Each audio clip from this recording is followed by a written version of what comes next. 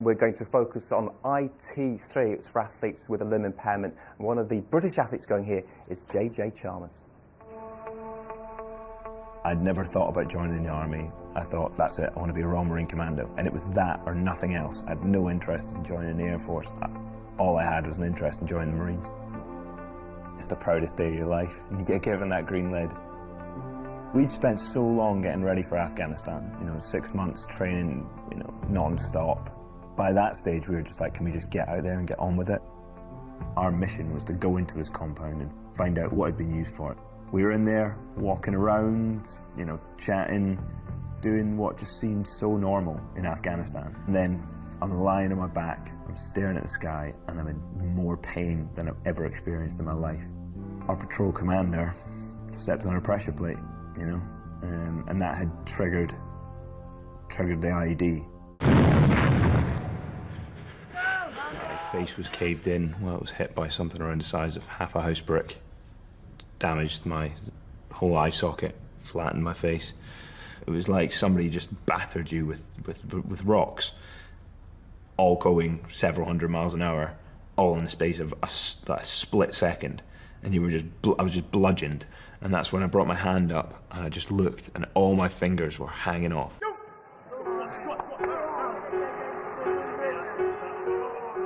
When you're injured and you're having to learn how to put your socks on, or you're having to learn how to, cook food again, or any of these things, they're not things you chose to do. They've been forced upon you.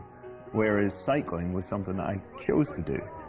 I rediscovered, the chemical goodness of what exercise is and all that great stuff that it releases around you, but also the excitement and the drive it gives you when you're actually doing it to a standard where you realise, I can compete at this, and I've got a reason to push myself again. It's a fire that's been relit in my life. In the last 3 years, I've done well at getting back to being normal and being able to look after myself and do the sort of things that, an average human being does.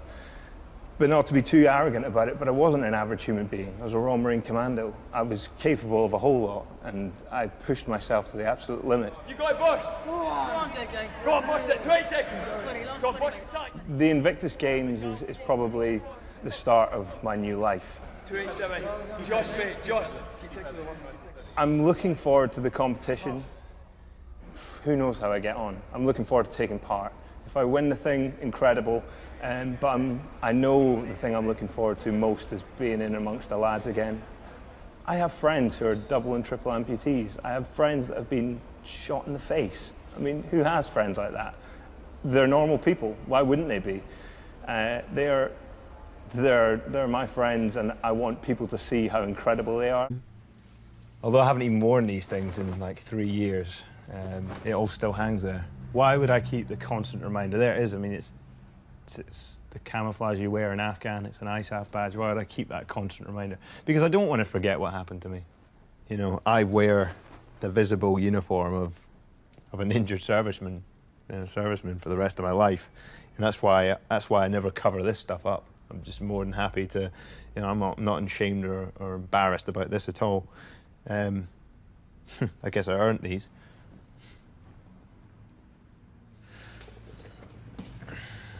But it's not just the visible scars that JJ has to live with. It's the loss of friends who were caught in the blast alongside him. One guy next to me lost his leg, one guy next to me had a scratch on his head, 2 guys next to me died, and then I ended up the way I did.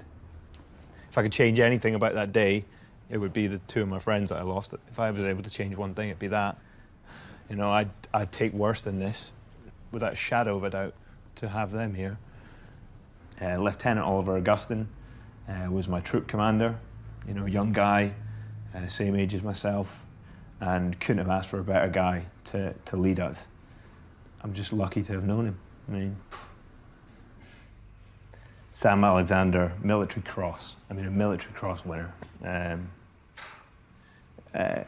Wife, young child, just a solid, good guy. I've met the families, of my friends. All I really want to say to them is that your sons were incredible men. Your husbands, your brother, they were just the greatest people. I'm so honoured to have known. But, and I want to say that, but does that just rub salt in the wounds, you know? So I'm afraid of it.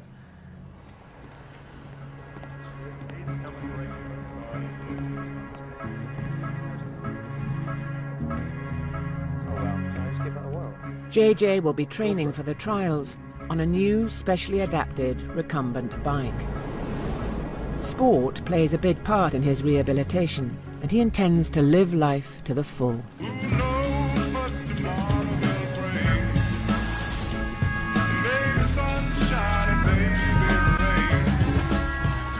The biggest thing I need to do with my life is just, as much as I can, to have an incredible life. To realise that I live on borrowed time, time that I've borrowed from other people. I need to do good in the world.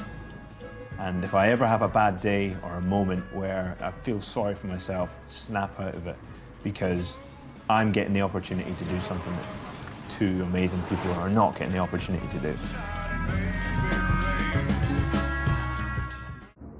Just wanted to do as much as I possibly could because it's such an amazing opportunity. I honestly can't believe that people have done this for us. They've put this on. It's just more than I ever could have hoped for, more than I probably ever deserved. So, yeah, thank you, really. Thank you for taking part. It's been great to see you today, JJ. Oh, it's been such a pleasure. This is only the beginning, you know. Another few days like this, and then who knows what the future holds, you know. Who knows what the Invictus Games is going to go on to become, but from what I've seen today, why would this ever go away? Thanks for talking to us. We appreciate it. Oh, thank you.